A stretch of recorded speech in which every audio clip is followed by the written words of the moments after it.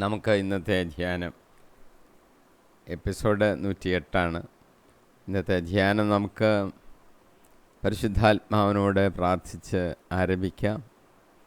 ദൈവത്തിൻ്റെ പരിശുദ്ധാത്മാവേ, നീ ഞങ്ങളിലേക്ക് ഇറങ്ങി വരണമെന്ന് പ്രാർത്ഥിക്കുന്നു. അടിയനെ എല്ലാ ശ്രോതാക്കളെയും നിൻ്റെ കരങ്ങളിൽ ഏൽപ്പിക്കുകയാണ്. കർത്താവേ, ദൈവവചനം ശക്തമായ രീതിയിൽ സംസാരിക്കുവാൻ പരിശുദ്ധാത്മാവ് ഇടപെടണമെന്ന് പ്രാർത്ഥിക്കുന്നു.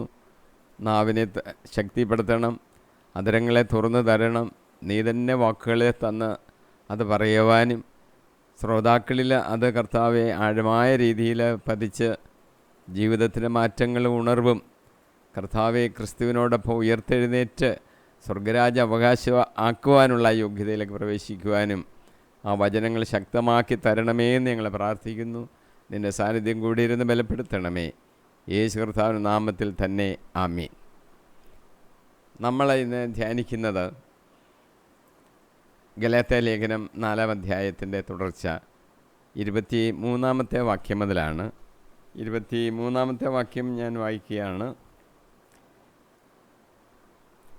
ദാസിയുടെ പുത്രൻ ശാരീരിക രീതിയിലും സ്വതന്ത്രരുടെ പുത്രൻ വാഗ്ദാനപ്രകാരവും ജനിച്ചു. അബ്രാഹത്തിൻ്റെ കാര്യമാണ് പറഞ്ഞുകൊണ്ടിരിക്കുന്നത്. അബ്രാഹാം വിശ്വാസികളുടെ പിതാവ്. ഭാര്യ സാറായിൽ നിന്ന് മക്കൾ ഉണ്ടായില്ല, പ്രായമായി കഴിഞ്ഞു. സാറ വന്ധ്യയാണ്. എന്നിരുന്നാലും ദൈവത്തിനൊരു വാഗ്ദാനം ഉണ്ട്, ഒരു പുത്രനെ കൊടുക്കുമെന്ന്. അത് പ്രതീക്ഷിച്ചിരിക്കുകയാണ്. അങ്ങനെ ഇരിക്കുമ്പോഴാണ് ദാസി ഹാഗാർ അവളെ പ്രാപിക്കാൻ സാറ പറഞ്ഞത്. അങ്ങനെ അവളിൽ നിന്നും ഒരു പുത്രൻ ജനിച്ചു. ഈ കാര്യങ്ങളാണ് ഇന്നത്തെ ആദ്യത്തെ ഈ വാചകത്തിൽ 23-ാമത്തെ വാചകത്തിൽ പറയുന്നത്. ദാസിയുടെ പുത്രൻ ജനിച്ചത് ഒരു വ്യത്യാസം ഉണ്ട്, അത് നമ്മൾ മനസ്സിലാക്കണം. ദാസിയുടെ പുത്രൻ ജനിച്ചത് ശാരീരിക രീതിയിൽ, എന്നാൽ സ്വതന്ത്രയുടെ പുത്രൻ ജനിച്ചത്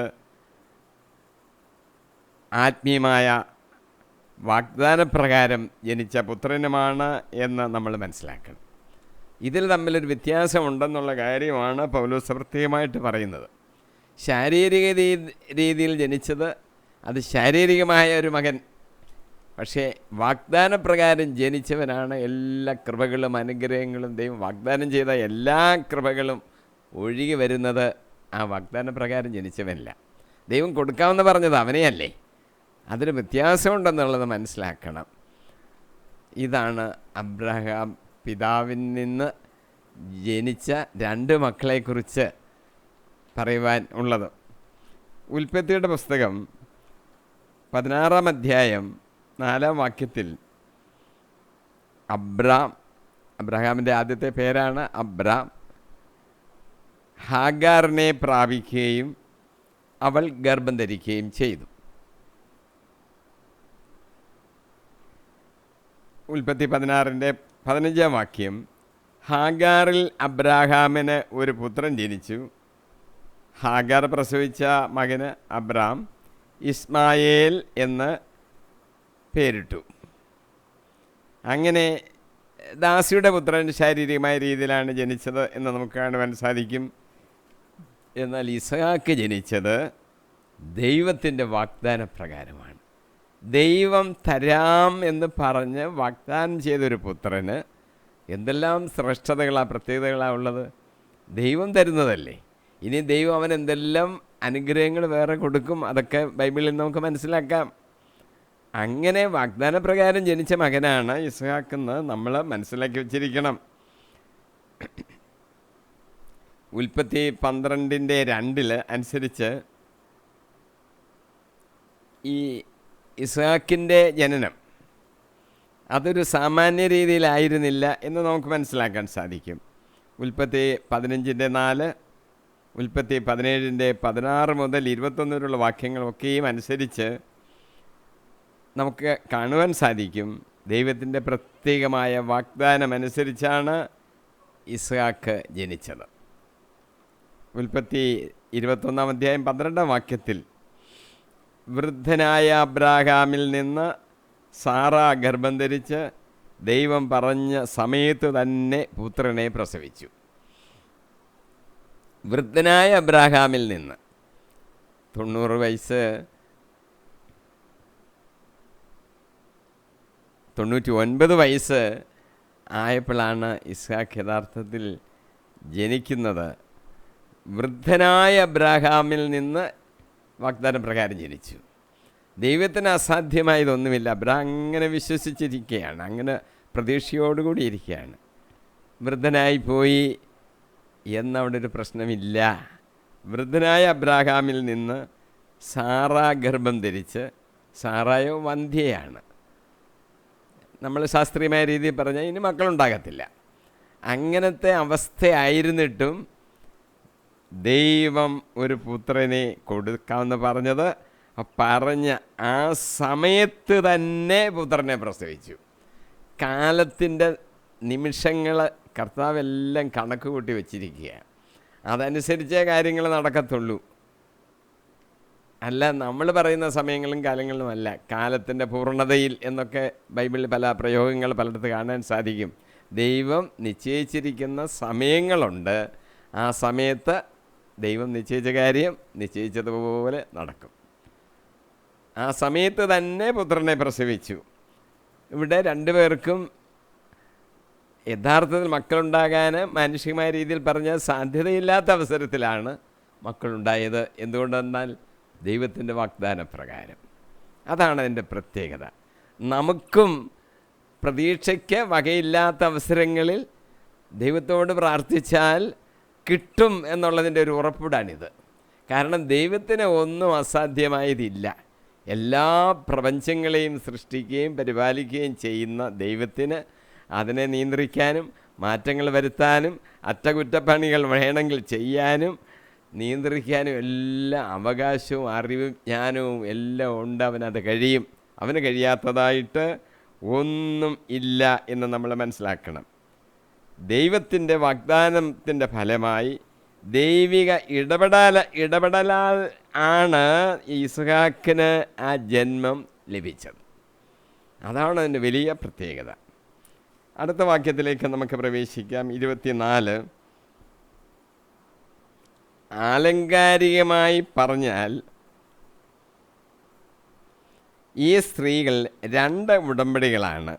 ഒരുവൾ സീനായി മലയിൽ നിന്നുള്ളവൾ. അവൾ ദാസവൃത്തിക്കായി മക്കളെ ജനിപ്പിക്കുന്നു. അവളാണ് ഹാഗാർ. 2 സ്ത്രീകൾ, ഒന്ന് ഹാഗാറും ഒന്ന് സാറായും. ഇവിടെ ആലങ്കാരികമായി ഈ സ്ത്രീകളെ വിശദീകരിക്കുകയാണ് പൗലോസ്. ഇവിടെ പൗലോസ് പറയുന്ന വാചകം അവരെ 2 ഉടമ്പടികളുടെ പ്രതീകങ്ങളാണ്. അവർ 2 ഉടമ്പടികളാണ്. യഥാർത്ഥത്തിൽ ഹാഗാർ ശാരീരികമായി ആണല്ലോ അവൾക്കൊരു പുത്രൻ ജനിക്കുന്നത്. അത് ഉടമ്പടി ലഭിച്ചതിന് ശേഷമാണ് സീനായി പർവ്വതത്തിൽ വെച്ച്.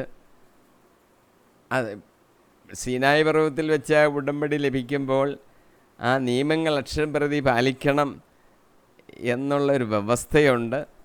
അപ്പോൾ ആ നിയമങ്ങൾക്ക് കീഴ്പ്പെട്ടുള്ള ഒരു കാലഘട്ടത്തിലെ പ്രതീകമായിട്ടാണ് ഹാഗാറിനെ പൗലോസ് ഇവിടെ വരച്ച് കാണിക്കുന്നത്. എന്നാൽ സാറായിൽ നിന്ന് ജനിച്ച ഇസ്ഹാക്ക് അവൻ വാഗ്ദാനപ്രകാരമാണ്. അവൻ സ്വതന്ത്രനാണ്. അവൻ സ്വതന്ത്രയുടെ മകനാണ്. അതുകൊണ്ട് അതിൻ്റേതായ പ്രത്യേകതയുണ്ട്. ഒന്നിൻ്റെയും അടിമയല്ല, സ്വതന്ത്രനാണ് എന്ന് നമ്മൾ മനസ്സിലാക്കണം. ഉൽപ്പത്തിയിലെ സംഭവങ്ങളിലെ ചരിത്ര വ്യക്തികളെക്കുറിച്ച് പൗലോസിനെ സംബന്ധിച്ചിടത്തോളം ആഴമായ ഒരു അർത്ഥം ഉണ്ടെന്ന് പൗലോസ് പറയുന്നു. ഈ സ്ത്രീകൾ 2 ഉടമ്പടികളാണ്. ഹാഗാർ സീനായി ഉടമ്പടിയിലെ പ്രതിനിധീകരിക്കുമ്പോൾ അബ്രാഹത്തോട് ദൈവം ചെയ്ത ഉടമ്പടിയുടെ പ്രതിനിധിയായിട്ടാണ് സാറായെ നമ്മൾ കാണുന്നത്. ആ ഒരു വ്യത്യാസം നമ്മൾ മനസ്സിലാക്കണം. ഇസ്രയേൽക്കാരും യഹൂദരും സീനായി ഉടമ്പടിയിൽ അഭിമാനം കൊണ്ടേക്കാം. അവർക്കാണല്ലോ ദൈവം 10 കൽപ്പനകൾ നൽകി ഉടമ്പടിയൊക്കെ വച്ചിരിക്കുന്നത്, മറ്റു ജനങ്ങൾക്കാർക്കുമല്ല. അതുകൊണ്ട് അതിൽ അഭിമാനം അവർക്കുണ്ട്. എന്നാൽ പൗലോസ് പറയുന്നത് ശാരീരികമായി അബ്രാഹത്തിൽ നിന്ന് ജനിച്ച മക്കൾ അടിമത്തത്തിലാണ് ജനിച്ചത്. ഹാഗാറിൽ നിന്ന് ജനിച്ചെങ്കിലും ആ സന്തതി പരമ്പര അടിമത്തത്തിലാണ് ജനിച്ചത്. കാരണം കൽപ്പനകളുടെ ഒരു അടിമത്തം അവിടെ ഉണ്ട്. അതാണ് പൗലോസ് അവിടെ സൂചിപ്പിക്കുന്നത്. സാറായുടെ സന്തതി നിയമരഹിതരാണ്. അവർക്കൊരു പ്രത്യേക നിയമം നൽകപ്പെട്ടിട്ടില്ല, സ്വതന്ത്രരാണ്. അതുപോലെ വാഗ്ദാനപ്രകാരമുള്ള അബ്രാഹത്തിന് സന്തതികളെന്ന നിലയിൽ ദൈവം അബ്രാഹത്തോട് ചെയ്ത ഉടമ്പടിയിൽ ക്രിസ്ത്യാനികൾക്കും പുകഴുവാൻ കഴിയും. സാറായുടെ മകൻ ഇസ്ഹാക്കിന് സ്വതന്ത്രനാണ് എന്ന് പറയുമ്പോൾ ക്രിസ്ത്യാനികളായി നമുക്ക് ആ കാര്യത്തിൽ ഒരു പുകഴ്ചയ്ക്ക്, അഭിമാനത്തിന് കാരണമുണ്ട്. കാരണം ഇസ്രായേൽ ജനത്തിൽ നഷ്ടപ്പെട്ടു പോയ ആളുകളുടെ ആ സ്ഥാനത്തേക്കാണ് പുറജാതികളായ നമ്മൾ വിളിച്ച് ചേർക്കപ്പെട്ട് അതിനോട് ചേർത്ത് ഒട്ടിക്കപ്പെട്ടത് എന്ന് നമുക്ക് മനസ്സിലാക്കാൻ സാധിക്കും. അപ്പോൾ നമ്മൾ ഇസ്ഹാക്കിനോടാണ് ചേരുന്നത്. അബ്രാഹത്തിൻ്റെ വാഗ്ദാനപ്രകാരമുള്ള സന്തതികളുമായിട്ടുള്ള ഒരു ബന്ധത്തിലാണ്, അതിലോട്ടാണ് നമ്മൾ ചെന്ന് ചേരുന്നത്. അതുകൊണ്ട് നമുക്ക് ആ അർത്ഥത്തിൽ ഒരു പുകഴ്ചയ്ക്ക്, അഭിമാനത്തിന് വകയുണ്ട്.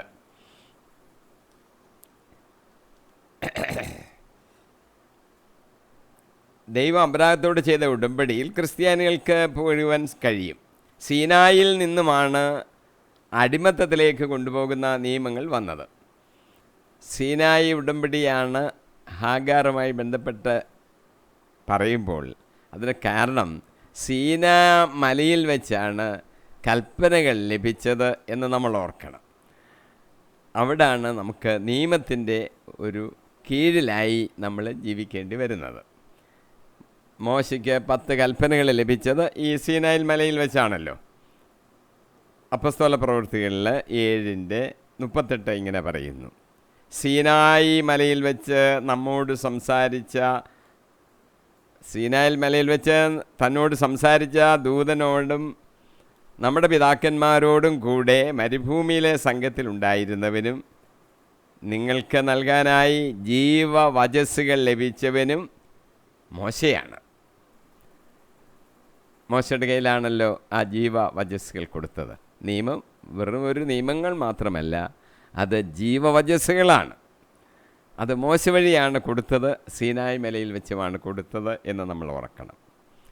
ഇനി നമുക്ക് 25-ാം വാക്യത്തിൽ പറയുന്നത്: എന്നാൽ സ്വർഗീയ ജെറുസലേം സ്വതന്ത്രയാണ്, അവളാണ് നമ്മുടെ അമ്മ. അപ്പോൾ ഹാഗാറിനെ സീനായി മലയുമായി താരതമ്യപ്പെടുത്തി പറയുമ്പോൾ സ്വർഗീയ ജെറുസലേമിനോട് ബന്ധപ്പെടുത്തിയാണ് സാറായെക്കുറിച്ച് 25-ാം വാചകത്തിൽ പൗലോസ് പറയുന്നത്. ഹാഗാർ സീനായി മലയിലെ പ്രതിനിധിയാണ്, അത് അറേബ്യയിലെ മലയാണ്. അവൾ ഇന്നത്തെ ജെറുസലേമിൻ്റെ പ്രതീകമാണ്. ഇന്നത്തെ ജെറുസലേമിലും ഈ സീനായി മലയെ പോലെ അതിൻ്റെ പ്രതീകമാണ്. എന്തെന്നാൽ അവൾ തൻ്റെ മക്കളോടൊത്ത് ദാസ്യവൃത്തിയാണ് ചെയ്യുന്നത്. അബ്രാഹാമിൻ്റെ തള്ളപ്പെട്ട പുത്രൻ്റെ അവസ്ഥയാണ് നിയമം നടപ്പാക്കിയ അടിമത്തം എന്ന് ഊന്നി പറഞ്ഞുകൊണ്ട് ഹാഗാറിനെ പൗലോസ് സീനായ് ഉടമ്പടിയും ഇന്നത്തെ ജെറുസലേമുമായി അനുരൂപപ്പെടുത്തുന്നു. ഹാഗാർ സീനായ് മലയും ഇന്നത്തെ ജെറുസലേമുമായിട്ട് അനുരൂപപ്പെടുത്തി പറയുകയാണ്. 25-ാം വാക്യം ഭൂമിശാസ്ത്രപരമായ ഒരു വിവരണമാണ്. ഹാഗാറിനെ ഇന്നത്തെ ജെറുസലേമുമായിട്ടാണ് തുല്യപ്പെടുത്തുന്നത്. അവൾ വാഗ്ദത്ത ഭൂമിയുടെ വെളിയിലുള്ള ഒരു വിശുദ്ധ നാടുമായി ബന്ധപ്പെട്ടവളാണ്. ഈ വാഗ്ദത്ത ഭൂമി, ഇന്നത്തെ ഇസ്രായേൽ നാട്, അതിൻ്റെ വെളിയിലുള്ള ഒരു സ്ഥലവുമായിട്ടാണ് ഹാഗാറിനെ ബന്ധപ്പെടുത്തി പറയുന്നത് അറേബ്യയിലെ സീനായി മല. ഭൂമിശാസ്ത്രപരമായി പറഞ്ഞാൽ ഹാഗാർ അറേബ്യയിലെ ഒരു സ്ഥലത്തെയാണ് പ്രതിനിധീകരിക്കുന്നത്, ഇന്നത്തെ ഇസ്രായേൽ ഹോളി ലാൻഡിനെ അല്ല. എന്നാൽ അപ്പോഴും അവൾ അടിമത്തത്തെയാണ് സൂചിപ്പിക്കുന്നത്. അറേബ്യയിലെ സീനായി മലയെ സൂചിപ്പിക്കുന്നു എന്ന് പറഞ്ഞാൽ ഒരു അടിമത്തത്തെയാണ് അത് സൂചിപ്പിക്കുന്നത്. അങ്ങനെ ജെറുസലേമുമായി സാദൃശ്യമായിരിക്കുന്നു. അറേബ്യയിലെ സീനായി മല ഇസ്മേല്യരുടെ പ്രദേശമാണ്. അങ്ങനെ പൗലോസ് സീനായി ഉടമ്പടിയെ അറേബ്യൻ വർഗ്ഗക്കാരുടെ പൂർവ്വപിതാക്കന്മാരുമായി ബന്ധപ്പെടുത്തുന്നു. അപ്പോൾ സീനായി മലയിൽ കിട്ടിയ ഉടമ്പടി, ആ കൽപ്പനകൾ അറേബ്യയിലെ പൂർവ്വവർഗ്ഗക്കാരുടെ അവരുടെ പൂർവ്വപിതാക്കന്മാരുമായിട്ടാണ് ബന്ധമുള്ളത്. അങ്ങനെ ഹാഗാറിനെ അങ്ങോട്ട് ബന്ധപ്പെടുത്തിയാണ് പൗലോസ് ഇവിടെ ചിത്രീകരിക്കുന്നത്. വാഗ്ദത്ത ഭൂമിക്കും അബ്രാഹാമിൻ്റെ യഥാർത്ഥ മക്കൾക്കും ഉള്ള പ്രദേശത്തിന് വെളിയിലാണ് അപ്പോൾ സീനായി മല. അങ്ങനെ ഒരു പ്രത്യേകതയുണ്ട് എന്ന് നമ്മൾ മനസ്സിലാക്കണം. ഒരു കാലത്ത് സീനായി എപ്രകാരമായിരുന്നുവോ അതുപോലാണ് ഇന്നത്തെ ജെറുസലേമും എന്ന് നമ്മൾ മനസ്സിലാക്കണം. ജെറുസലേമും ഇന്ന് ഒരു അടിമത്തത്തിൻ്റെ കാലഘട്ടത്തിൽ ആയിരിക്കുകയാണ് എന്ന് മനസ്സിലാക്കണം. കാരണം അവരും നിയമം അനുസരിച്ച് നിയമത്തിൻ്റെ കീഴിലാണ് ഇപ്പോൾ ഇരിക്കുന്നത് എന്ന്. കർത്താവിൻ്റെ വചനം പുറപ്പെടുന്നത് ജെറുസലേമിൽ നിന്നാണ്. അങ്ങനെ ഒരു കാര്യത്തിന് ഒരു പ്രത്യേകത ജെറുസലേമിനുണ്ട്. യെശയ്യാ 2-ാം അധ്യായം 3-ാം വാക്യത്തിൽ ജെറുസലേമിൽ നിന്നുമാണ് കർത്താവിൻ്റെ വചനം പുറപ്പെടുന്നത്. അങ്ങനെയാണല്ലോ ചരിത്രത്തിൽ നമുക്കറിയാമല്ലോ, ക്രിസ്തുവിൻ്റെ വചനം പുറപ്പെട്ടത് ജെറുസലേമിൽ നിന്നും ആണ്. ജെറുസലേമിന് വിശുദ്ധ നഗരം എന്നൊരു പേരുണ്ട്. മത്തായിയുടെ സുവിശേഷം 4-ാം അധ്യായം 5-ാം വാക്യത്തിൽ യേശുവിൻ്റെ പരീക്ഷയെക്കുറിച്ച് പറഞ്ഞിട്ടുണ്ട്. പിശാച് അവനെ വിശുദ്ധ നഗരത്തിലേക്ക് കൂട്ടിക്കൊണ്ടുപോയി എന്ന് പറഞ്ഞിരിക്കുന്നത് ജെറുസലേമിലേക്ക് കൂട്ടിക്കൊണ്ടുപോയി എന്നാണ് മത്തായി 4:5. പല പേരുകൾ ജെറുസലേമിന് ബൈബിളിലുണ്ട്. ചില പേരുകൾ ഞാനൊന്ന് പറയാം.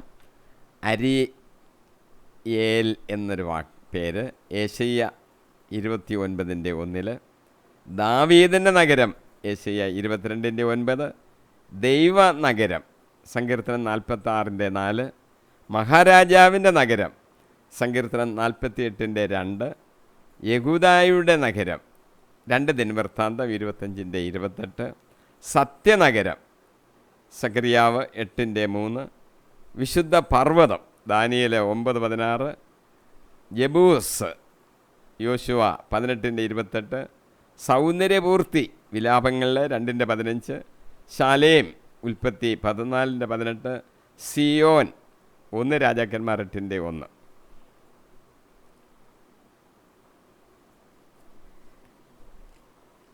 ഇരുപത്തിയാറാമത്തെ വാക്യം, എന്നാൽ സ്വർഗീയ ജെറുസലേം സ്വതന്ത്രയാണ്, അവളാണ് നമ്മുടെ അമ്മ. സ്വർഗീയ ജെറുസലേമിനെയാണ് സാറ പ്രതിനിധീകരിക്കുന്നത്. അവൾ സ്വതന്ത്രയാണ്, അവളാണ് നമ്മുടെ അമ്മ. സ്വർഗീയ ജെറുസലേം എന്ന് പറയുമ്പോൾ നമ്മൾ ഇതുവരെ ജെറുസലേമിൻ്റെ പേരുകളൊക്കെ പറഞ്ഞത് ഈ ഭൂമിയിലെ ജെറുസലേമിനെ കുറിച്ചാണ്. ഒരു സ്വർഗീയ ജെറുസലേമിനെക്കുറിച്ചുള്ള വിവരണം ബൈബിളിൽ ഉണ്ട്. അതിനെയാണ് യഥാർത്ഥത്തിൽ നമ്മൾ പ്രതീക്ഷിക്കുന്നത്. നമ്മളെല്ലാവരും കാത്തിരുന്ന് ചെന്നെത്തണമെന്ന് ആഗ്രഹിക്കുന്ന ആ പ്രദേശം സ്വർഗീയ ജെറുസലേം എന്ന് പറയും.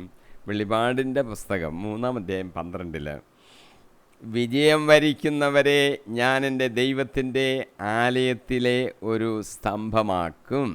ദൈവത്തിൻ്റെ ആലയം. അവൻ പിന്നെ ഒരിക്കലും പുറത്തു പോവുകയില്ല. അവൻ്റെ മേൽ എൻ്റെ ദൈവത്തിൻ്റെ നാമവും ദൈവസന്നിധിയിൽ നിന്ന് സ്വർഗം വിട്ട് ഇറങ്ങി വരുന്ന പുതിയ ജെറുസലേം ആകുന്ന ദൈവനഗരത്തിൻ്റെ നാമവും എൻ്റെ പുതിയ നാമവും ഞാൻ എഴുതും. സ്വർഗത്തിൽ നിന്ന് ഇറങ്ങി വരുന്ന ഒരു നഗരത്തെക്കുറിച്ചാണ് പറയുന്നത്. അവിടെ വിജയം വരിക്കുന്നവരെ അവിടെ താമസിപ്പിക്കാനാണ്. ദൈവത്തിൻ്റെ നാമം അവിടെ പ്രവേശിക്കുന്നവർക്ക് ലഭിക്കും. പുതിയ ജെറുസലേമാകുന്ന ദൈവനഗരത്തിൻ്റെ നാമം അവർക്ക് ലഭിക്കുന്നു.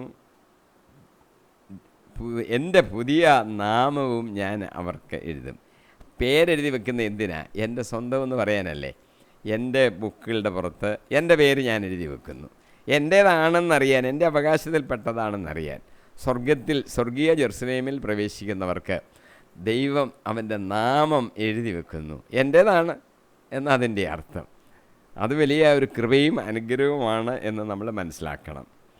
സ്വർഗീയ ജെറുസലേം അബ്രാഹാമിൻ്റെ സ്വതന്ത്രരായി ജനിച്ച മക്കളായ സാറായുടെ മക്കളുമായി അനുരൂപമാക്കപ്പെട്ടിരിക്കുക. അതാണ് എൻ്റെ പ്രത്യേകത. അബ്രാഹത്തിൻ്റെ ഭാര്യ സാറായിൽ നിന്ന് ജനിക്കുന്ന മക്കൾ സ്വതന്ത്രയുടെ മക്കളെന്നറിയുന്നത് വാഗ്ദാനപ്രകാരം ജനിച്ചവരാണല്ലോ.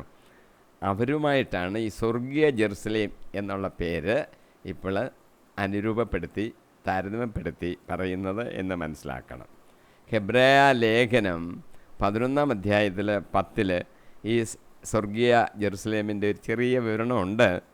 ഈ നഗരത്തെക്കുറിച്ചുള്ള ഒരു ചെറിയ കാര്യങ്ങൾ ഹെബ്രായ ലേഖനത്തിൽ പറയുന്നു. ദൈവം സംവിധാനം ചെയ്തതും നിർമ്മിച്ചതും അടിസ്ഥാനമിട്ടതും എന്നാണ് ആ നഗരത്തെ കുറിച്ച് പറഞ്ഞിരിക്കുന്നത്. ആ നഗരത്തെ അബ്രാഹാം പ്രതീക്ഷിച്ചിരുന്നു. ഈ സ്വർഗീയ ജെറുസലേം എന്ന് പറയുന്നത് നമ്മൾ പണി തീർത്ത ഒരു നഗരമല്ല. ഈ ഭൂമിയിലെ ആരും പണി തീർക്കുന്നതല്ല. അതിൻ്റെ സംവിധാനം ചെയ്തത് ദൈവമാണ്. അത് നിർമ്മിച്ചത് ദൈവമാണ്. അതിന് അടിസ്ഥാനമിട്ടതും ദൈവമാണ്. സ്വർഗമെന്ന് തന്നെയാണ് എൻ്റെ അർത്ഥം.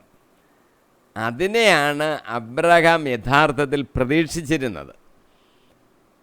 ഈ നാട്ടിൽ പാലസ്തീൻ പ്രദേശം, ഇസ്രായേൽ ഇന്ന് വിളിക്കപ്പെടുന്ന നാട് അബ്രാഹത്തിനും അവൻ്റെ സന്തതികൾക്കും കൊടുക്കാമെന്ന് പറയുമ്പോൾ അത് വാഗ്ദാനമാണ്.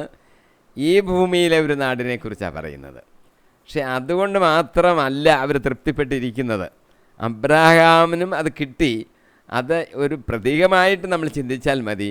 പക്ഷേ ഫൈനൽ അവസാനത്തെ ലക്ഷ്യം എന്ന് പറയുന്നത് ഈ സ്വർഗീയ ജെറുസലേമാണ്. അതിനെയാണ് നോക്കി പാർത്തുകൊണ്ടിരിക്കുന്നത്. അബ്രാഹാം ആ സ്വർഗീയ നാടിനെ നോക്കി പാർത്തുകൊണ്ടിരിക്കുന്നു.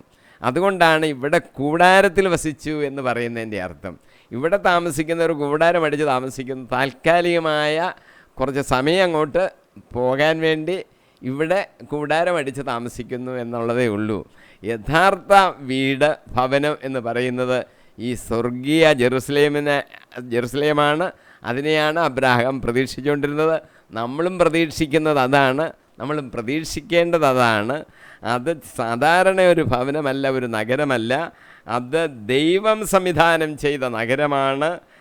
ദൈവമാണത് നിർമ്മിച്ചത്. അതിൻ്റെ അടിസ്ഥാനമിട്ടതും ദൈവമാണ്. നമ്മൾ അടിസ്ഥാനമിട്ട് പണിത ഒന്നുമല്ല. ആ ഒരു സ്വർഗീയ ജെറുസലേമിലേക്ക് പ്രവേശിക്കാനുള്ള വലിയ സാധ്യതകളാണ് ദൈവം നമ്മളെ ആക്കി തീർത്ത് കൊണ്ടുപോകുന്നത്. അബ്രാഹാം പ്രതീക്ഷിച്ചിരുന്നത് അതാണ്. നമ്മളും പ്രതീക്ഷിച്ചുകൊണ്ടിരിക്കേണ്ടത് അത് തന്നെയാണ് എന്ന് നമ്മൾ മനസ്സിലാക്കണം. ഇതാണ് നമ്മുടെ സ്വർഗീയ ജെറുസലേം.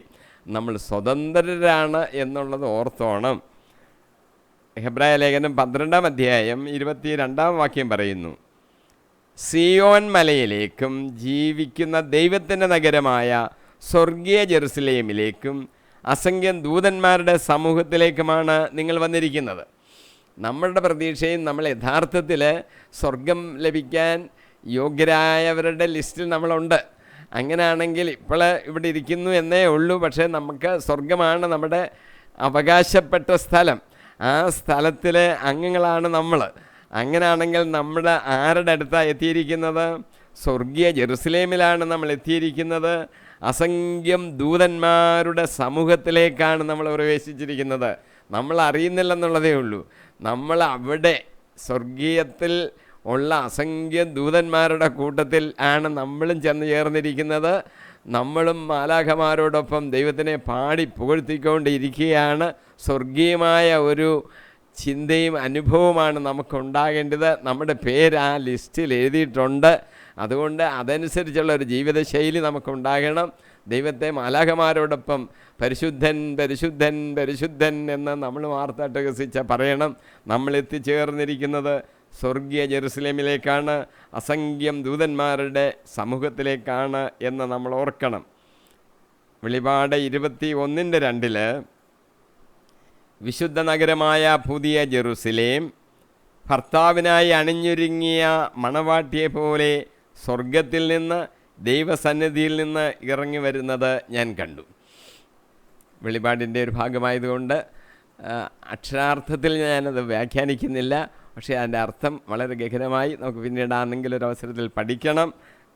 എങ്കിലും ഒരു കാര്യം നമ്മൾ ഓർക്കണം, അത് പുതിയ ജെറുസലേം എന്ന് അറിയപ്പെടുന്നു. സ്വർഗീയ ജെറുസലേമിന് പുതിയ ജെറുസലേം എന്ന പേര് പറയുന്നത് ഇപ്പോഴത്തെ ജെറുസലേം അല്ലെന്ന് ചുരുക്കം.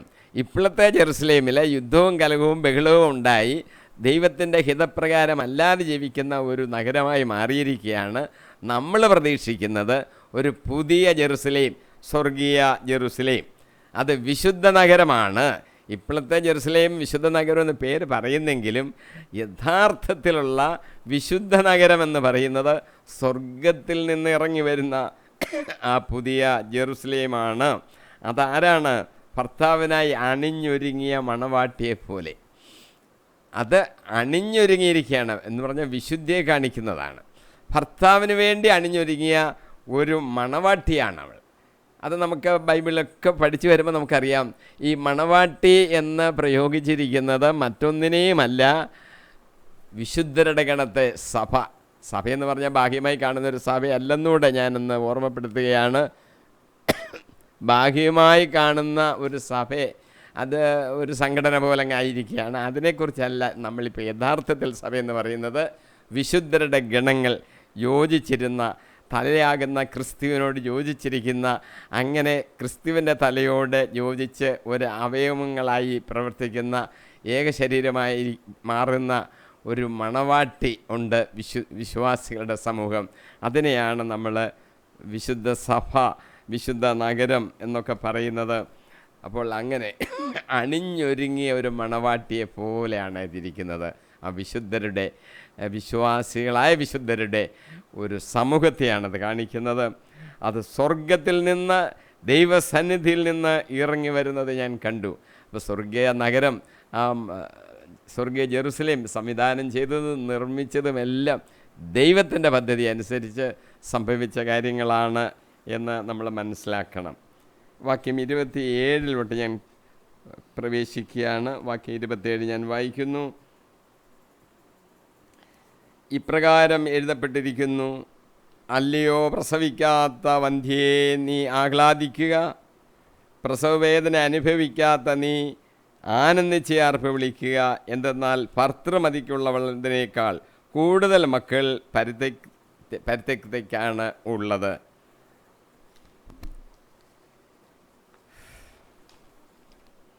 യേശയ്യ 54:1 വാചകം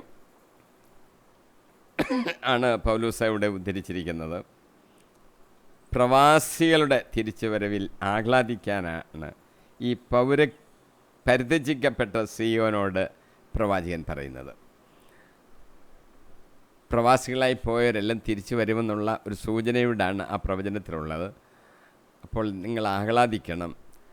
ഈ പ്രസവിക്കാത്തവളാണ് കൂടുതൽ മക്കൾ കിട്ടി എന്നുള്ള നിലയിൽ ആഹ്ലാദിക്കേണ്ടത് എന്ന് പറയുമ്പോൾ, വീണ്ടും ഈ പ്രവാസികളായി കഴിഞ്ഞവരെ തിരിച്ചു വരുമെന്നും അവർ ദൈവത്തിൻ്റെ മക്കളായി തന്നെ ഇരിക്കുമെന്നും, ഇനി ഒരു സമയത്ത് പുറജാതികളായ ആൾക്കാർക്ക് രക്ഷ ലഭിച്ച് അവരും ആ സമൂഹത്തിലോട്ട് ചേരുമെന്നും മക്കളുടെ എണ്ണം വർദ്ധിച്ചു വരുമെന്നൊക്കെയുള്ള സൂചനകളാണ് ഈ വാക്യത്തിൽ പറഞ്ഞിരിക്കുന്നതിൻ്റെ അർത്ഥം. സ്വർഗീയ ജെറുസലേം എന്ന് സാദൃശ്യപ്പെടുത്തപ്പെട്ട സാറായിക്ക് ഈ വാക്കുകൾ പൗലോസ് പ്രയോഗിക്കുകയാണ്. സ്വാതന്ത്ര്യത്തിലേക്ക് ജനിച്ച ഗലാത്യയിലെ ക്രിസ്തീയ മക്കൾ ആഹ്ലാദിക്കേണ്ടതാണ്. ഗലാത്യക്കാർക്ക് എഴുതുന്ന ലേഖനമാണല്ലോ അവിടെ പറയുന്നത്, അവർ സ്വാതന്ത്ര്യത്തിലേക്കാണ് ജനിച്ചത്. അവർ സാറായിൽ നിന്ന് ജനിച്ചതുപോലെ, അല്ലെങ്കിൽ അബ്രാഹത്തിൻ്റെ വാഗ്ദാനപ്രകാരമുള്ള മക്കളാണ് ഗലാത്യർ. പുറജാതിരായിരുന്നവർ, ക്രിസ്ത്യാനികളായവർ. ക്രിസ്ത്യ വിശ്വാസത്തിൽ കടന്നു വന്ന പുറജാതി ക്രിസ്ത്യാനികളെന്നൊക്കെ വിശേഷിപ്പിക്കാറുണ്ട്. അവരെ യഥാർത്ഥത്തിൽ സാറായുടെ മക്കളായിട്ട് കണക്കാക്കപ്പെടും, അല്ലെങ്കിൽ അബ്രാഹത്തിൻ്റെ മക്കളായിട്ട്, വാഗ്ദാന പ്രകാരമുള്ള മക്കളായിട്ട് കണക്കാക്കപ്പെടും. അപ്പോൾ സ്വതന്ത്രരുടെ മക്കളാണ്, ഇസ്രയേൽക്കാരോട് ചേർന്ന് അവകാശം നമുക്ക് ഉണ്ട് എന്ന് നമുക്ക് മനസ്സിലാക്കുവാൻ സാധിക്കും. അതുകൊണ്ടാണ് ആഹ്ലാദിക്കാൻ പറഞ്ഞത്. നിങ്ങൾ ആഹ്ലാദിക്കുക എന്ന് പറഞ്ഞതിൻ്റെ, പ്രവാചകൻ പറയുന്നതിൻ്റെ കാരണം അതാണ്. സ്വതന്ത്രരുടെ മക്കളെന്നുള്ള പദവിയിലേക്ക് ഗലാത്യരും നമ്മളും ഒക്കെ, പ്രജാതികളായിരുന്ന നമ്മളും ഒക്കെ എത്തിച്ചേർന്നിരിക്കുന്നു. അതുകൊണ്ട് ആഹ്ലാദിച്ചോളെ. വിജാതിയരൊക്കെ ക്രിസ്തീയ വിശ്വാസം സ്വീകരിച്ചപ്പോൾ അവർ യഥാർത്ഥത്തിൽ സ്വതന്ത്രരുടെ മക്കളാണ്. യഹൂദ നിയമപ്രകാരമുള്ള ചില നടപടികൾ, ആചാരാനുഷ്ഠാനങ്ങൾ ഇവർ നടത്തേണ്ടതില്ല. പരിചേതന കർമ്മം പോലൊക്കെ ഉള്ളത്. പൗലോസ് ചോദിക്കുന്ന അമാവാസി നിങ്ങളെന്തിനാ ആഘോഷിക്കുന്നതെന്നാണ് പൗലോസ് ചോദിക്കുന്നത്. അത് അവരെ സംബന്ധിച്ച് ഒരു ആഘോഷമാണ്. നിങ്ങളെന്തിനാ അത് ആഘോഷിക്കുന്നത്? നിങ്ങളുമായി ബന്ധമില്ലാത്തൊരു കാര്യമല്ലേ. നിങ്ങൾ സ്വതന്ത്രരുടെ മക്കളാണ്. അപ്പോസ്തല പ്രവർത്തികൾ 10:45 സംഭവമുണ്ട്. കൊർന്നേലിയോസിൻ്റെ ഭവനത്തിൽ വെച്ച് വിജാതിയരുടെ മേൽ പോലും പരിശുദ്ധാത്മാവിന് ദാനം വർഷിക്കപ്പെട്ടതിനാൽ, പരിശുദ്ധാത്മാവ് പെന്തക്കോസ്താ ദിവസം അപ്പോസ്തലന്മാരുടെ മേൽ, അവിടെ കൂടിയിരുന്ന 120 പേരുടെ മേൽ വന്നു. അവരെല്ലാം കണ്ടു, സാക്ഷ്യപ്പെടുത്തിയതാണ്. അപ്പോൾ പരിശുദ്ധാത്മാവ് വിശ്വാസികളുടെ മേൽ വരും. ആദ്യമൊക്കെ അവർ വിചാരിച്ച് യഹൂദരായ ക്രിസ്തീയ വിശ്വാസികളുടെ മേലാണ് പരിശുദ്ധാത്മാവ് വരുന്നതെന്ന്. അല്ലെന്നിപ്പോൾ മനസ്സിലായി. കൊർന്നേലിയോസിൻ്റെ ഭവനത്തിൽ വെച്ച് വിശ്വസിച്ച പുറജാതികളുടെ മേൽ പരിശുദ്ധാത്മാവ് ദാനം വർഷിക്കപ്പെട്ടു. അത് കണ്ടതിനാൽ പത്രോസിനോട് കൂടെ വന്നിരുന്ന പരിച്ഛേദിതരായ വിശ്വാസികൾ വിസ്മയിച്ചു. അയ്യോ, പുറജാതികളായ ആൾക്കാരുടെ മേലും പരിശുദ്ധാത്മാവ് വരുന്നു. അവരോർത്ത് ഞങ്ങൾ യഹൂദ ക്രിസ്ത്യാനികൾക്ക് മാത്രമേ പരിശുദ്ധാത്മാവ് വരുവുള്ളെന്ന്. അങ്ങനെ അല്ലെന്ന് വ്യക്തമായി അവർ കണ്ണുകൊണ്ട് കണ്ടു. പത്രോസിൻ്റെ കൂടെ വന്നിരുന്ന ഈ പരിച്ഛേദിതരായ വിശ്വാസികൾ വിസ്മയിച്ചു. സങ്കീർത്തനം 22:27 ഇങ്ങനെ പറയുകയാണ്: ഭൂമിയുടെ അതിർത്തികൾ കർത്താവിനെ അനുസരിക്കുകയും അവിടുത്തെ അടുത്തേക്ക് തിരിയുകയും ചെയ്യും. എല്ലാ ജനതകളും അവിടുത്തെ സന്നിധിയിൽ ആരാധനയർപ്പിക്കും. എന്തെന്നാൽ രാജ്യത്വം കർത്താവിൻ്റേതാണ്, അവിടുന്ന് എല്ലാ ജനതകളെയും ഭരിക്കുന്നു. ഒരു കൂട്ടർക്ക് മാത്രമുള്ളതല്ല എന്ന്, എല്ലാ ജനതകളെയും ഭരിക്കുന്നവനാണ് നമ്മുടെ കർത്താവ്. എല്ലാവരും വന്ന് അവനെ ആരാധിക്കുന്നു. ഇത് നമ്മൾ മനസ്സിലാക്കണം. സ്വതന്ത്രരുടെ മക്കളെന്നുള്ള നിലയിൽ നമ്മൾ എത്രമാത്രം ആഹ്ലാദിക്കണം എന്നാണ് പൗലോസ് എടുത്ത് സൂചിപ്പിക്കുന്നത്. ഇനി നമുക്ക് 29 വാക്യം, 28ഉം 29ഉം വാക്യങ്ങൾ.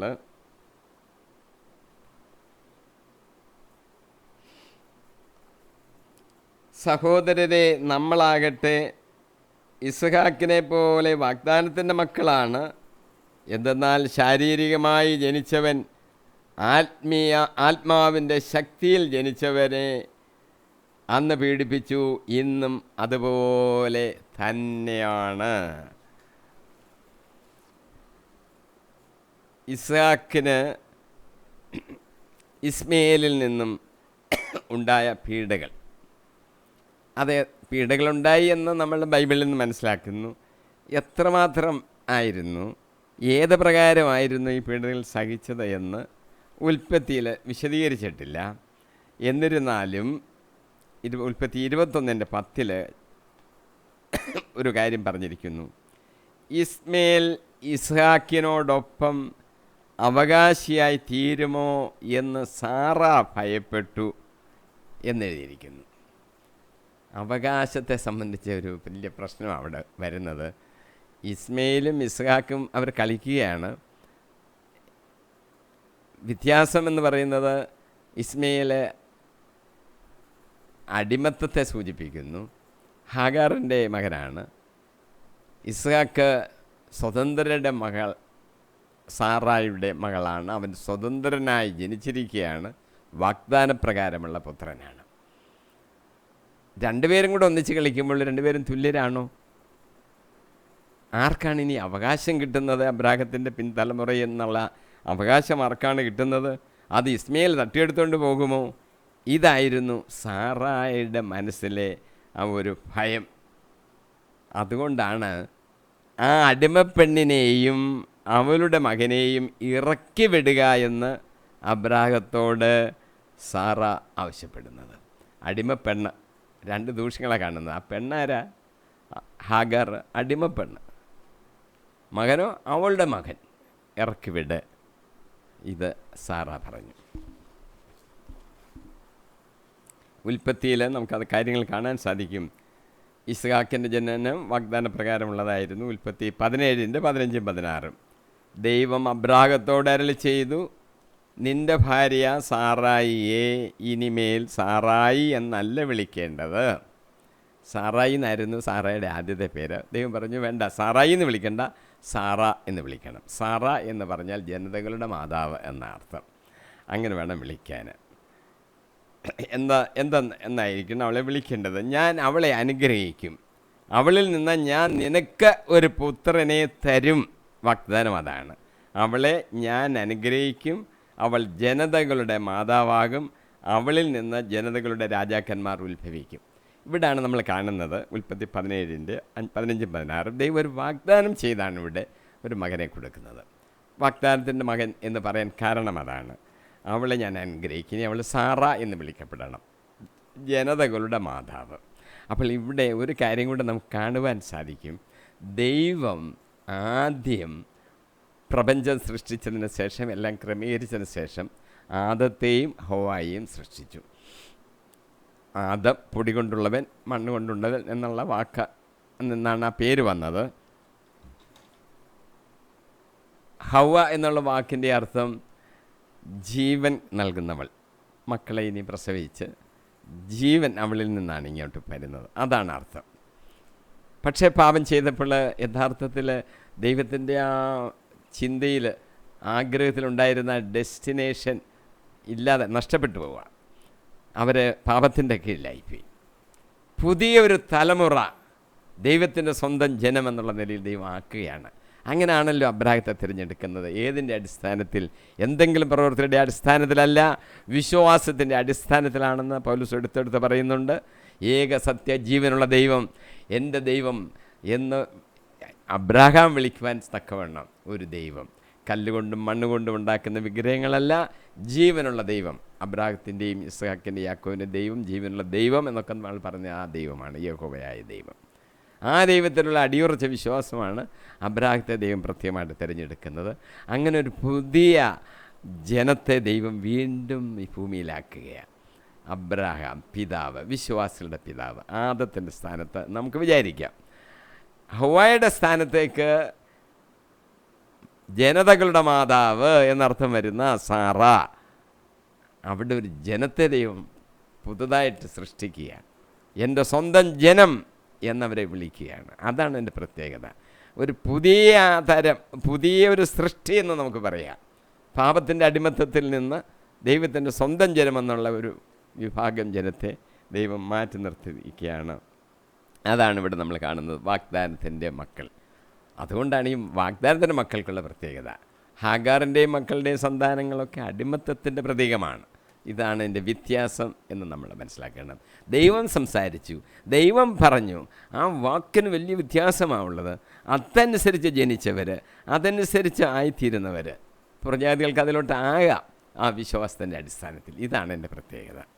അതാണ് വാഗ്ദാനത്തിൻ്റെ മക്കൾ. ദൈവത്തിൻ്റെ വചനങ്ങൾ സ്ഥിരമാണ്, ഒരിക്കലും അത് മാറുകയില്ല. മത്തായി 5:18 ഒരു വാഗ്ദാനം നടത്തിയാലും നടത്തിയത് തന്നെ, മാറി പറയത്തില്ല. മത്തായി 5:18 പറയുന്നു, ആകാശവും ഭൂമിയും കടന്നു പോകുന്നത് വരെ സമസ്തവും നിറവേറുവോളം നിയമത്തിൽ നിന്ന് വള്ളിയോ പുള്ളിയോ മാറുകയില്ലെന്ന് സത്യമായി ഞാൻ നിങ്ങളോട് പറയുന്നു. വള്ളിയും മാറത്തില്ല, പുള്ളിയും മാറത്തില്ല. അത് നടപ്പിലാകും, അത് നിറവേറുക തന്നെ ചെയ്യും. യേശുവിൻ്റെ മരണത്തെക്കുറിച്ചുള്ള ധ്യാനങ്ങളൊക്കെ ആയിരുന്നല്ലോ നമ്മൾ കഴിഞ്ഞ ആഴ്ചയിലൊക്കെ നടത്തിയത്. നമ്മളെല്ലാം വായിക്കുമ്പോൾ നമ്മൾ പറയും, വിശുദ്ധ ലിഖിതം നിറവേറുവാൻ വേണ്ടി ഇത് സംഭവിച്ചു, വിശുദ്ധ ലിഖിതം നിറവേറുവാൻ വേണ്ടി യേശു എല്ലാം പൂർത്തിയായി എന്ന് പറഞ്ഞ് തലചായ്ച്ച് മരിച്ചു. ജനനം, മരണം എല്ലാം വിശുദ്ധ ലിഖിതം പൂർത്തിയാകാനാണ്. എല്ലാം നേരത്തെ പറഞ്ഞിട്ടുണ്ട്. ഒന്നും മാറിപ്പോകത്തില്ല. അക്ഷരം പ്രതി അത് സംഭവിക്കും. വള്ളിയോ പുള്ളിയോ മാറുകയില്ല. 1 രാജാക്കന്മാർ 8:56 തൻ്റെ വാഗ്ദാനമനുസരിച്ച് സ്വജനമായ ഇസ്രയേലിന് ശാന്തി നൽകിയ കർത്താവ് വാഴ്ത്തപ്പെടട്ടെ. തൻ്റെ ദാസനായ മോശ വഴി വാഗ്ദാനം ചെയ്ത നന്മകളിലൊന്നും അവിടുന്ന് നിറവേറ്റാതിരുന്നിട്ടില്ല. എന്തെല്ലാം തരാം, എന്ത് നന്മ തരാം, എന്ത് ചെയ്യും എന്ന് പറഞ്ഞതെല്ലാം ചെയ്തിട്ടുണ്ട്. ഇനി ചെയ്യാനുള്ളത് ചെയ്യുകയും ചെയ്യും. ഒന്നും മാറിപ്പോകത്തില്ല. സങ്കീർത്തനക്കാരൻ ദാവീദ് പറയുന്നു 89:2, അങ്ങയുടെ വിശ്വസ്തത ആകാശം പോലെ സുസ്ഥിരമാണ്, മാറിപ്പോകത്തില്ല എന്ന് അർത്ഥം. സുസ്ഥിരമായ വാക്കുകളാണ് അത്. വാക്യം 30 കയറാം. വാക്യം 30 ഞാൻ വായിക്കുന്നു. വിശുദ്ധ ലിഖിതം എന്താണ് പറയുന്നത്? ദാസിയെയും അവളുടെ പുത്രനെയും നിഷ്കാസനം ചെയ്യുവീൻ. എന്തെന്നാൽ ദാസിയുടെ പുത്രൻ സ്വതന്ത്രയുടെ പുത്രനോടൊപ്പം അവകാശിയാകാൻ പാടില്ല. സഹോദരരെ, 31 വാക്യം, സഹോദരരെ, അതുകൊണ്ട് നമ്മൾ ദാസിയുടെ മക്കളല്ല, സ്വതന്ത്രരുടെ മക്കളാണ്. വിശുദ്ധ ഗ്രന്ഥം എന്താണ് പറയുന്നത് എന്നാണ് അങ്ങോട്ട് തുടങ്ങുന്നത്. അപ്പം വിശുദ്ധ ലിഖിതം, എഴുതപ്പെട്ട വചനങ്ങൾ, അതിന് പ്രത്യേകതയുണ്ടെന്ന് ഓർത്തോണം. വിശുദ്ധ ലിഖിതത്തിൽ നിന്ന് ഒരു വാചകവും മാറിപ്പോകുന്നില്ല. വിശുദ്ധ ലിഖിതങ്ങൾ എഴുതപ്പെട്ടവ അതെല്ലാം നടക്കും. അവിടെ എന്താണ് പറയുന്നത് നമ്മളൊന്ന് കണ്ടുപിടിച്ചാൽ മതി. ചില പാരമ്പര്യങ്ങളുണ്ട്. ചിലരൊക്കെ ഇങ്ങനെയൊക്കെ പറഞ്ഞിട്ടുണ്ടെന്ന് പറയും. പറഞ്ഞിട്ടുള്ളതൊക്കെ ഏതെല്ലാം ആ സത്യം ഓരോരുത്തർ ഓരോന്ന് പറഞ്ഞു കാണും. അതെല്ലാം കൊണ്ട് നമ്മൾ എല്ലാം അങ്ങ് ശരിയാന്ന് എടുക്കാനൊക്കത്തില്ല. ബൈബിൾ പഠിച്ച് നോക്കണം. ബൈബിളിനെതിരായ ഒരു കാര്യം ആരെങ്കിലും പറഞ്ഞാൽ നമ്മൾ അംഗീകരിക്കാനേ പാടില്ല. അതുകൊണ്ടാണ് വിശുദ്ധ ഗ്രന്ഥം എന്താണ് പറയുന്നത് എന്ന് എടുത്ത് ചോദിക്കുന്നത്. ദാസിയെയും അവളുടെ പുത്രനെയും നിഷ്കാസനം ചെയ്യുവീൻ. എന്തെന്നാൽ ദാസിയുടെ പുത്രൻ സ്വതന്ത്രരുടെ പുത്രനോടൊപ്പം അവകാശിയാകാൻ പാടില്ല. യഥാർത്ഥത്തിൽ നിഷ്കാസനം ചെയ്യാൻ പറഞ്ഞത് സാറായാണ്. അപ്പോൾ അത് വിശുദ്ധ ഗ്രന്ഥം പറഞ്ഞതായിട്ട് എടുക്കാവോ? ദൈവം പറഞ്ഞതായിട്ട് എടുക്കാമോ? സാറായാണല്ലോ പറഞ്ഞത്. ഇവിടുത്തെ സന്ദർഭം അനുസരിച്ച് അത് ദൈവത്തിൻ്റെ വാക്കുകളായിട്ട് നമുക്ക് സ്വീകരിക്കാം. കാരണം വാഗ്ദാന പ്രകാരം ജനിച്ച മകൻ ഇസ്ഹാക്കായതുകൊണ്ട് ഇസ്ഹാക്കിന് വാഗ്ദാന പ്രകാരമുള്ള എല്ലാ അവകാശങ്ങളും ലഭിക്കണം. അതുകൊണ്ട് ആ പറഞ്ഞ വാക്ക് ദൈവത്തിൻ്റെ തന്നെ ഒരു നിർദ്ദേശമായിട്ട് നമുക്ക് അത് അംഗീകരിക്കുവാൻ സാധിക്കും. ഇവിടെ നമ്മൾ ചിന്തിക്കുന്ന വേറൊരു കാര്യം, സാറാ പറഞ്ഞത് ഈ സ്വതന്ത്രയുടെ മകനായി ജനിച്ച എൻ്റെ മകൻ ഇസ്ഹാക്ക് ആയിരിക്കണം അവകാശി, വേറൊരാൾ ആരും അത് എടുത്തുകൊണ്ട് പോകരുത്. ഇസ്ഹാക്കിന് പകരം ഇസ്മയിൽ എൻ്റെ അവകാശം, എൻ്റെ മോൻ്റെ അവകാശം ഒന്നും എടുത്തുകൊണ്ട് തട്ടിക്കൊണ്ട് പോകരുത്. ഇതാണ് അവളുടെ ആഗ്രഹം. അപ്പോൾ ഈ ആരാണ് അവകാശി?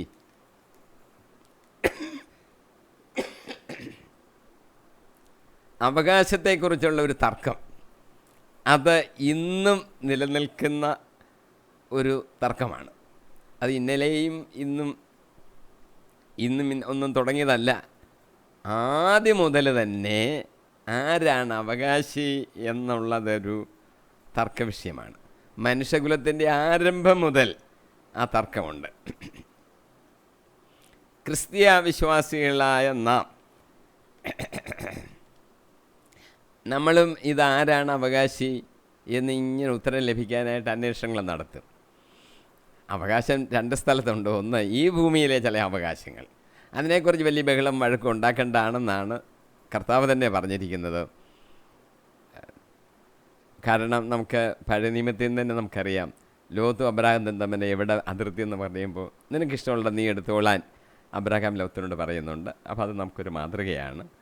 യേശുവിനോട് ഒരാൾ വന്ന് പറഞ്ഞു, എൻ്റെ സഹോദരനുമായി ഈ പിതൃസ്വത്തൊന്ന് ഭാഗിക്കാൻ കർത്താവ് വന്നൊരു മധ്യസ്ഥത വഹിച്ചു തരണമെന്ന്.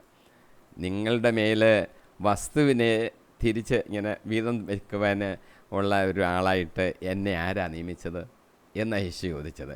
ഇവിടുത്തെ കാര്യത്തെക്കുറിച്ച് ഇങ്ങനെ വ്യാകുലപ്പെട്ട് വഴക്കുണ്ടായിക്കൊണ്ട് കഴിയണ്ട എന്ന യേശു പറഞ്ഞതിൻ്റെയൊക്കെ അർത്ഥം. എന്നാൽ നമ്മളെല്ലാം ചിന്തിക്കേണ്ടത് ഈ സ്വർഗത്തെ സംബന്ധിച്ചുള്ള അവകാശത്തെക്കുറിച്ചാണ് നമ്മൾ ചിന്തിക്കേണ്ടത്. ക്രിസ്ത്യാനികൾ അന്വേഷിക്കേണ്ടതും ആ കാര്യത്തെക്കുറിച്ചാണ്. ആ സ്വർഗരാജ്യത്തിൽ അവകാശികളാകുന്നത് എന്ന് നമ്മൾ ചിന്തിക്കണം. ഇതിന് യഥാർത്ഥത്തിൽ ഉത്തരം ബൈബിളിലുണ്ട്. റോമാലേഖനം 8-ാം അധ്യായം നന്നായിട്ടൊന്ന് പഠിച്ചാൽ അവിടെ ആ ഉത്തരം കൊടുത്തിട്ടുണ്ട്. റോമാലേഖനം 8:17 പറയുന്നു, നാം മക്കളെങ്കിൽ അവകാശികളുമാണ്, ദൈവത്തിൻ്റെ അവകാശികളും ക്രിസ്തുവിൻ്റെ കൂട്ടവകാശികളും. ആർക്കാണ് അവകാശം? മക്കൾക്കുള്ളത്. അതാണ്, അത്രയേ ഉള്ളൂ ഉത്തരം. നാം ദൈവത്തിൻ്റെ മക്കളാണെങ്കിൽ നമുക്ക് അവകാശമുണ്ട്. ദൈവത്തിൻ്റെ മക്കളല്ലയോ? അവകാശമില്ല. നാം മക്കളെങ്കിൽ അവകാശികളാണ്. കർത്താവ് ഒരു പ്രാർത്ഥനയെക്കുറിച്ച് പറഞ്ഞപ്പോൾ ഇങ്ങനെ പറഞ്ഞില്ലേ, നിങ്ങൾ ഏത് പിതാവാണ് മകൻ അപ്പം ചോദിച്ചാൽ കല്ലെടുത്ത് കൊടുക്കുക, മീൻ ചോദിച്ചാൽ പാമ്പിനെ പിടിച്ചു കൊടുക്കുക? നിങ്ങൾ ദോഷികളായ മാതാപിതാക്കന്മാർ മക്കൾക്ക് നല്ല ദാനങ്ങൾ കൊടുക്കുവാൻ അറിയുന്നുവെങ്കിൽ സ്വർഗസ്ഥനായ പിതാവ് തന്നോട് അപേക്ഷിക്കുന്നവർക്ക് എത്രയോ അധികമായി പരിശുദ്ധാത്മാവിനെ നൽകുകയില്ല. ലൂക്കോസ് 11:11 ഓർത്തിരിക്കാൻ എളുപ്പമുണ്ട്. ലൂക്കോസ് 11:11 അത് നമ്മൾ ഓർത്തിരിക്കണം. അപ്പോൾ മക്കൾക്കുള്ളതാണ് അവകാശം. അത് നല്ല തന്നെ കിട്ടും. ചോദിക്കുന്നവർക്ക് എത്രയും അധികമായിട്ട് എല്ലാ നന്മകളും പരിശുദ്ധാത്മാവിനെ വരെ നമുക്ക് നൽകും. ദൈവം നമ്മുടെ പിതാവ്. നാം ദൈവത്തിൻ്റെ മക്കളാണെങ്കിൽ നാം ചോദിക്കുന്നതെല്ലാം കിട്ടും. അപ്പോൾ എങ്ങനെയാണ് നാം ദൈവത്തിൻ്റെ മക്കളായി തീരേണ്ടത് എന്ന് നമ്മൾ അറിഞ്ഞിരിക്കണം. അതേ ഉള്ളൂ. റോമാലേഖനം 8:14-15 ദൈവാത്മാവിനാൽ നയിക്കപ്പെടുന്നവർ എല്ലാം ദൈവത്തിൻ്റെ പുത്രന്മാരാണ്. നിങ്ങളെ വീണ്ടും ഭയത്തിലേക്ക് നയിക്കുന്ന അടിമത്തത്തിൻ്റെ ആത്മാവിനെയല്ല, മറിച്ച് പുത്രസ്വീകാര്യത്തിൻ്റെ ആത്മാവിനെയാണ് നിങ്ങൾ കൈക്കൊണ്ടിരിക്കുന്നത്. ദൈവാത്മാവിനാൽ, പരിശുദ്ധാത്മാവിനാൽ, അതാണ് ദൈവാത്മാവെന്ന് പറയുന്നത്. പരിശുദ്ധാത്മാവിനാൽ നയിക്കപ്പെടുന്നവരെല്ലാം ദൈവത്തിൻ്റെ പുത്രന്മാരാണ്. നമ്മൾ സ്വീകരിച്ചിരിക്കുന്ന ആത്മാവെന്ന് പറയുന്നത് പുത്രസ്വീകാര്യത്തിൻ്റെ ആത്മാവ്, അടിമത്തത്തിൻ്റെ ആത്മാവിനെയല്ല. പുത്രസ്വീകാര്യത്തിൻ്റെ ആത്മാവെന്ന് പറയുമ്പോൾ നമ്മൾ പുത്രന്മാരായി സ്വീകരിക്കപ്പെടുന്നു. ആ ആത്മാവിനെയാണ് നമ്മൾ സ്വീകരിച്ചിരിക്കുന്നത്. പരിശുദ്ധാത്മാവിനെ നമ്മൾ സ്വീകരിച്ച് കഴിയുമ്പോൾ നമ്മൾ ദൈവത്തിൻ്റെ പുത്രന്മാരായി മാറുന്നു എന്നതിൻ്റെ അർത്ഥം. എങ്ങനെയാണ് പരിശുദ്ധാത്മാവിന് നമ്മളിലോട്ട് വരുന്നത്? അത് നാം യേശുക്രിസ്തുവിനെ എൻ്റെ കർത്താവ്, എൻ്റെ ദൈവം, എൻ്റെ രക്ഷകൻ, അവൻ്റെ ക്രൂശിലെ മരണത്താൽ എനിക്ക് പാപമോചനവും രക്ഷയും ലഭിച്ചിരിക്കുന്നു എന്ന് വിശ്വസിച്ച് വായ്കൊണ്ട് ഏറ്റു പറയുമ്പോൾ അവൻ രക്ഷ പ്രാപിക്കുന്നു, പരിശുദ്ധാത്മാവിനാൽ മുദ്ര കുത്തപ്പെടുന്നു.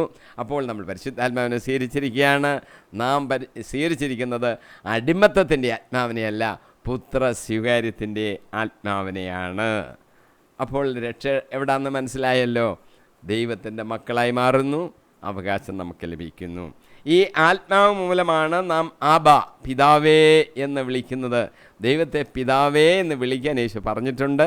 നാം ദൈവത്തെ ആബാ, പിതാവേ എന്ന് വിളിക്കുന്നു. ഈ ആത്മാവ് നമ്മുടെ ആത്മാവിനോട് ചേർന്ന് ഇങ്ങനെ പറയുന്നു, നിങ്ങൾ ദൈവത്തിൻ്റെ മക്കളാണ്.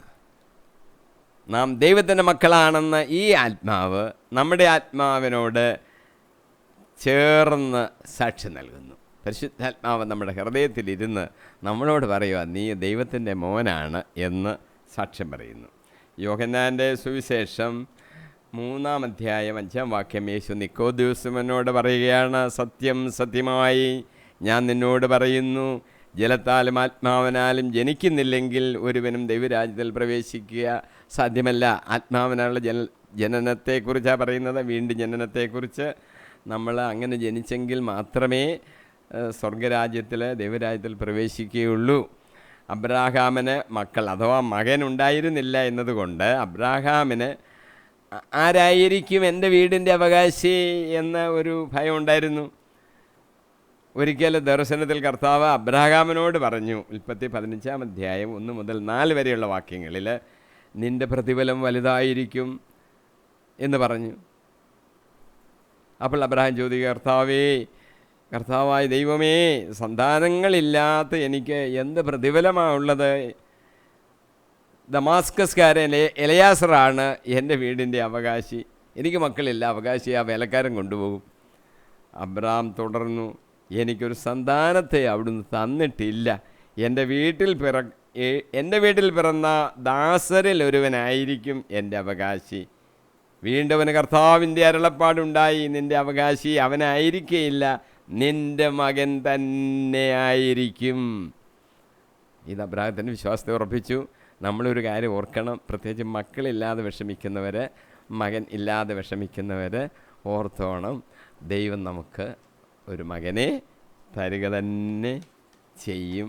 പ്രാർത്ഥിച്ചാൽ മതി. വിശ്വാസത്തിൽ ഉറച്ച് പ്രാർത്ഥിക്കുമ്പോൾ നമുക്കത് കിട്ടുക തന്നെ ചെയ്യും. അബ്രഹാത്തിന് കെത്തൂറ എന്ന് പറയുന്ന ഒരു ദാസി ഭാര്യ ഉപനാരിയാണ്. 6 മക്കളുണ്ടായിരുന്നു.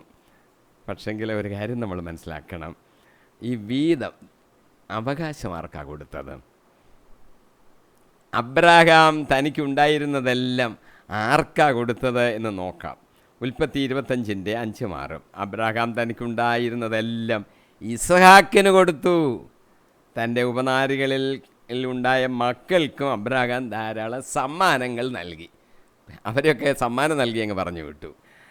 താൻ ജീവിച്ചിരുന്നപ്പോൾ തന്നെ അവരെയെല്ലാം മകനായ ഇസ്ഹാക്കിൽ നിന്ന് ദൂരെ കിഴക്കൻ ദേശത്തേക്ക് പറഞ്ഞയച്ചു. അങ്ങനെയാണ് വീതം വെച്ചത്. അവകാശി ഇസ്ഹാക്ക്. സംഖ്യാപുസ്തകം 36:9 ഇസ്രായേൽ ജനത്തിൻ്റെ ഗോത്രങ്ങളിൽ ഓരോരുത്തരും സ്വന്തം അവകാശത്തോട് ബന്ധപ്പെട്ടിരിക്കും. അവകാശം എന്ന് പറയുന്നത് ആത്മീയമായ തലത്തിലും ചില അവകാശങ്ങളുണ്ടെന്നൊക്കെ നമ്മൾ അറിഞ്ഞിരിക്കണം. റോമാലേഖനം 4:13 പറയുന്നു, ലോകത്തിൻ്റെ അവകാശിയാകുമെന്ന വാഗ്ദാനം അബ്രാഹത്തിനോ അവൻ്റെ സന്തതിക്കോ ലഭിച്ചത് നിയമത്തിലൂടെ അല്ല, വിശ്വാസത്തിൻ്റെ നീതിയിലൂടെയാണ്. ഈ അവകാശം ലഭിച്ചത് നമ്മൾ വിചാരിക്കരുത് ഏതെങ്കിലും പ്രവൃത്തി ചെയ്തിട്ടാണെന്ന്. അല്ല, വിശ്വാസത്തിൻ്റെ നീതിയിലൂടെയാണ്.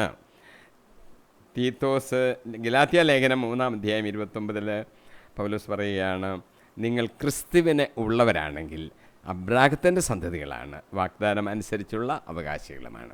നമ്മൾ ക്രിസ്തുവിലുള്ളവരാണോ? ഉറപ്പുണ്ടോ? എങ്കിൽ അബ്രാഹത്തിൻ്റെ ഈ സന്തതി ഇസ്ഹാക്കിൻ്റെ പോലെ ഉള്ള സന്തതികളാണ്. വാഗ്ദാനം അനുസരിച്ചുള്ള അവകാശം നമുക്കുണ്ട്. പേടിക്കണ്ട, അവകാശം നമുക്കുണ്ട്. തീത്തോസിനോട് 3:6-7 വാക്യങ്ങൾ, ദൈവം നമ്മുടെ രക്ഷകനായ യേശു ക്രിസ്തുവിലൂടെയാണ് പരിശുദ്ധാത്മാവിനെ നമ്മുടെ മേൽ സമൃദ്ധമായി വർഷിച്ചത്. അവിടുത്തെ കൃപാവരത്താൽ നാം നീതീകരിക്കപ്പെടുന്നതിനും നിത്യജീവനെ പറ്റിയുള്ള പ്രത്യാശയിൽ നാം അവകാശികളാകുന്നതിനു വേണ്ടിയാണ് ഇങ്ങനെ ചെയ്തത്.